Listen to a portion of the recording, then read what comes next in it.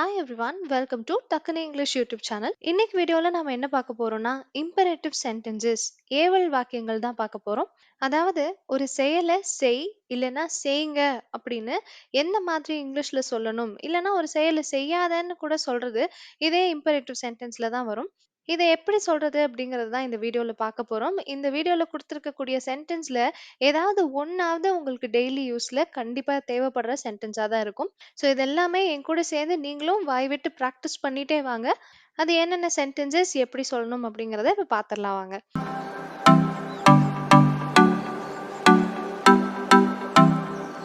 இன்னைக்கான சென்டென்சஸ் பார்க்கறதுக்கு முன்னாடி போன கிளாஸ்ல நான் கொடுத்திருந்த ஹோம்ஒர்க் கொஸ்டின்ஸோடைய ஆன்சர் பார்த்துடலாம். நிறைய பேர் சூப்பரா கமெண்ட்ஸ்ல ட்ரை பண்ணியிருந்தீங்க. இப்போ ஒன்ஸ் நானும் சொல்லிடுறேன். என்ன பார்க்கறது அப்படின்னா what to watch. What to watch இதை நான் ஒரு எக்ஸாம்பிளோட சொல்லியிருந்தேன். ஒரு படம் பார்க்குற மாதிரியான ஒரு விஷயம். என்ன பார்க்கறது அப்படின்னு கேட்கணும்னா வாட் டு வாட்ச். எங்க பார்க்கறது அப்படிங்கிறது where to watch. Where to watch. And எப்போ பார்க்கறது அப்படின்னு கேட்கணும்னா when to watch. when to watch. இந்த what to, where to and when to concept உங்களுக்கு நல்லா புரிஞ்சிருக்கும்னு நினைக்கிறேன்.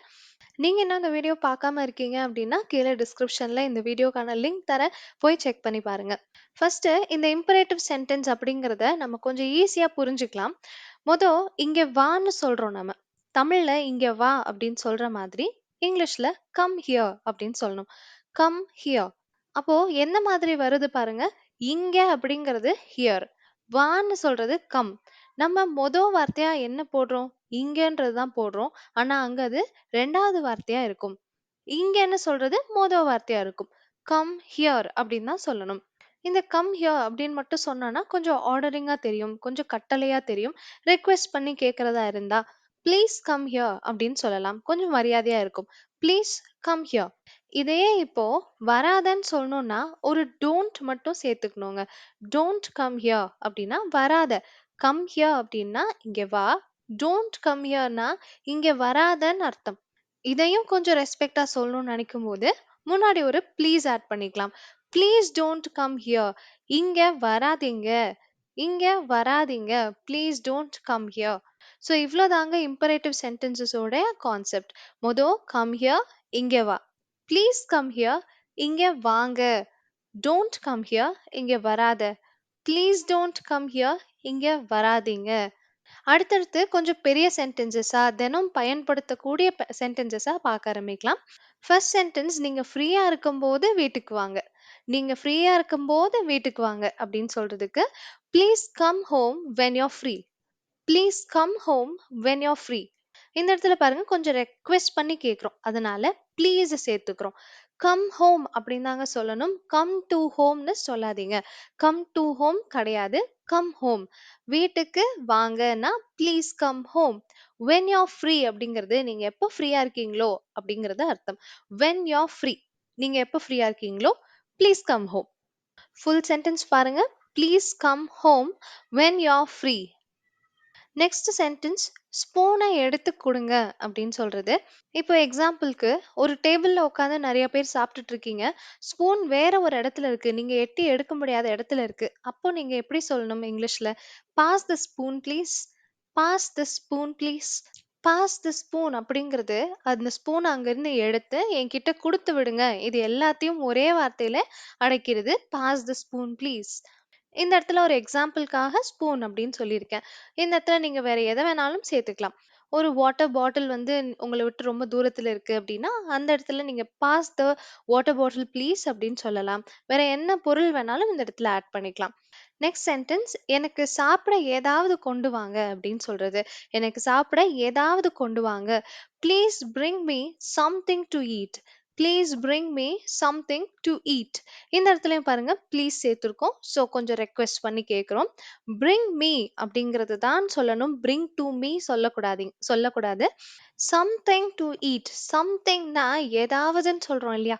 ஏதாவது, அதுக்கு வந்து சம்திங் அப்படின்னு சொல்லணும். Something to eat.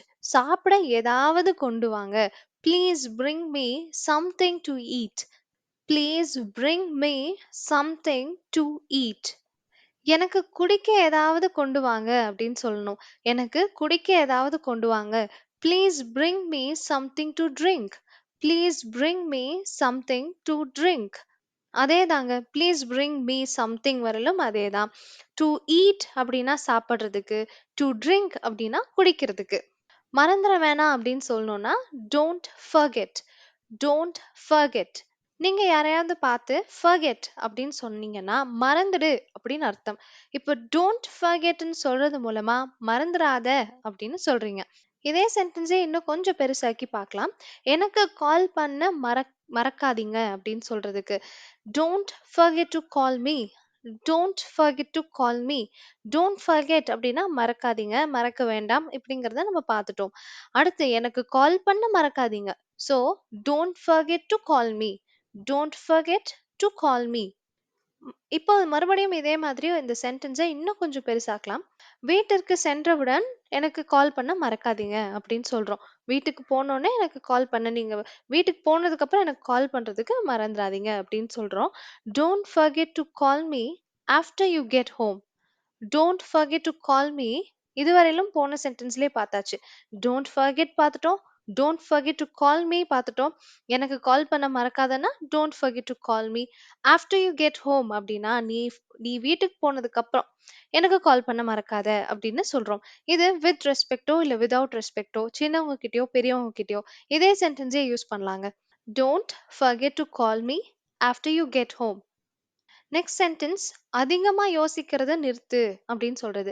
நிறுத்துனாலும் சரி இல்ல நிறுத்துங்கன்னாலும் சரி இதே இங்கிலீஷ் சென்டென்ஸை நீங்க யூஸ் பண்ணிக்கலாம். Stop over thinking. Stop over thinking. எந்த ஒரு செயலையுமே நிறுத்த சொல்றீங்க அப்படின்னா நீங்க ஃபர்ஸ்ட் எடுத்தோடனே ஸ்டாப் போட்டுருங்க. அடுத்து அந்த என்ன செயலோ அதை சொல்லணும். Stop over thinking. ரொம்ப யோசிக்கிறத நிறுத்து அப்படின்னு சொல்றீங்க. இதே மாதிரி இன்னொரு சென்டென்ஸ் தலையிடுவதை நிறுத்து. அடுத்தவங்க விஷயத்துல ரொம்ப தலையிடுறது, மூக்க நுழைக்கிறது அப்படின்னு சொல்லுவாங்க இல்லையா? அந்த நிறுத்துன்னு சொல்றதுக்கு stop interfering. Stop interfering. Stop over thinking. ரொம்ப யோசிக்கிறத நிறுத்து. Stop interfering. அடுத்தவங்க விஷயத்துல மூக்க நுழைக்கிறத நிறுத்துன்னு சொல்லியிருக்கோம். இதே மாதிரி ஸ்டாப் மேக்கிங் நாய்ஸ் அப்படின்னா சத்தம் போடுறத நிறுத்துன்னு சொல்லியிருக்கோம். சத்தம் போடுவதை நிறுத்து. Stop making noise. ஸோ நீங்க எப்போ எந்த செயலை நிறுத்துன்னு சொன்னாலும் ஸ்டாப் அப்படிங்கிறத மொதவே ஆட் பண்ணணும். அதை ஞாபகம் வச்சுக்கோங்க. நெக்ஸ்ட் சென்டென்ஸ் நாள் முழுக்க மொபைல் ஃபோன் யூஸ் பண்றதை நிறுத்து அப்படின்னு சொல்றோம். நாள் முழுக்க மொபைல் ஃபோன் யூஸ் பண்றதை நிறுத்து. Stop using mobile phone for the whole day. Stop using mobile phone for the whole டே. இந்த இடத்துல ரெண்டா பிரிச்சுக்கலாம். ஸ்டாப் யூசிங் மொபைல் ஃபோன் மட்டும் சொல்றேன் அப்படின்னா மொபைல் ஃபோன் யூஸ் பண்றதை நிறுத்துன்னு சொல்றது. இங்க இன்னொரு பாதி என்ன இருக்கு? ஃபார் த ஹோல் டே அப்படின்னா முழு நாளைக்கும் அர்த்தம்.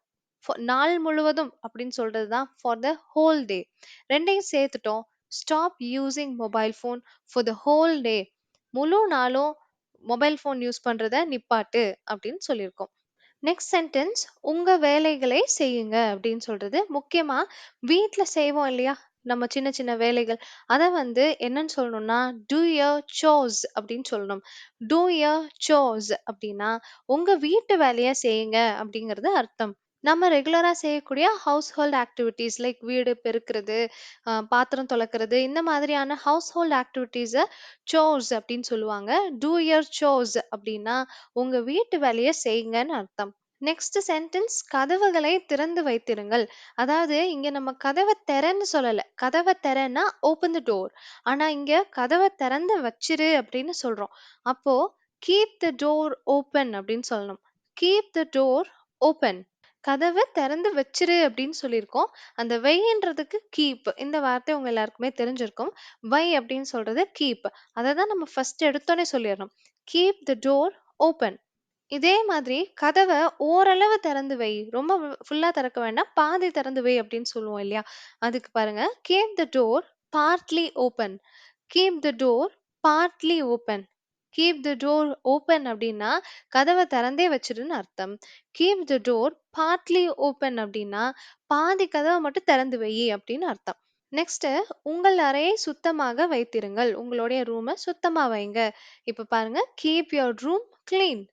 Keep your room clean. எப்பெல்லாம் வைங்க அப்படிங்கிற மாதிரி வருதோ அப்ப ஃபர்ஸ்ட் எடுத்தோம் நம்ம கீப் அப்படிங்கறதுல இருந்து ஆரம்பிப்போம்.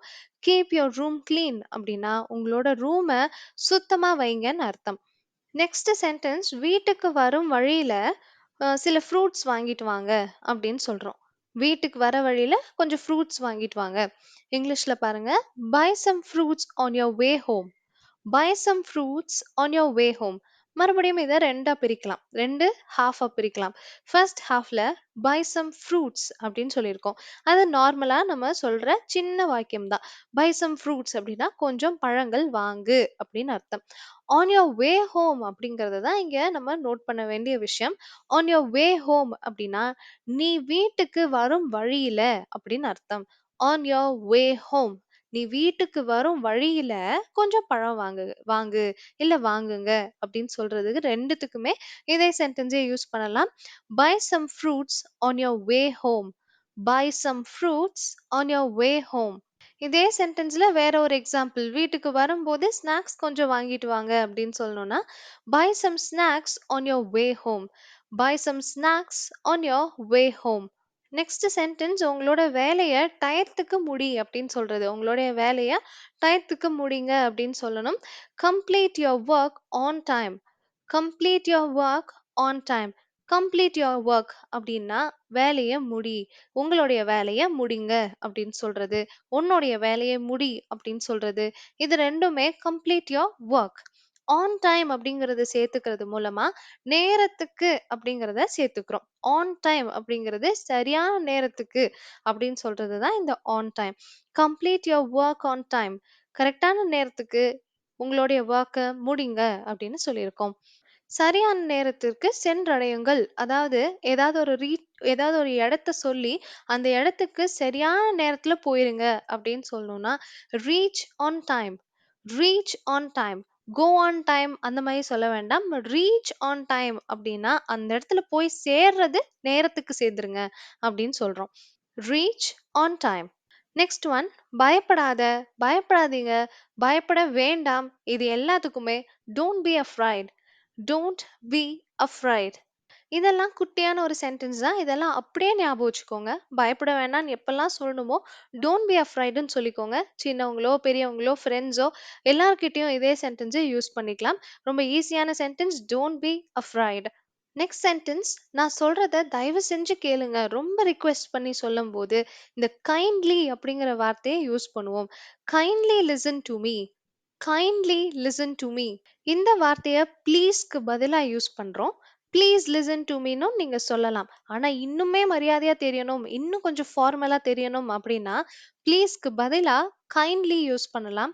கைண்ட்லி லிசன் டு மீ அப்படின்னா ரொம்ப தயவு செஞ்சு நான் சொல்றத கேளுங்க அப்படிங்கறதா அர்த்தம். நெக்ஸ்ட் சென்டென்ஸ் பேச்சு வழக்குல சொல்லணும்னா நல்ல ஜாலியா இரு, ஹாப்பியா இரு, என்ஜாய் பண்ணு இதெல்லாம் சொல்றதுக்கு enjoy your self, have fun. Enjoy your self, have fun.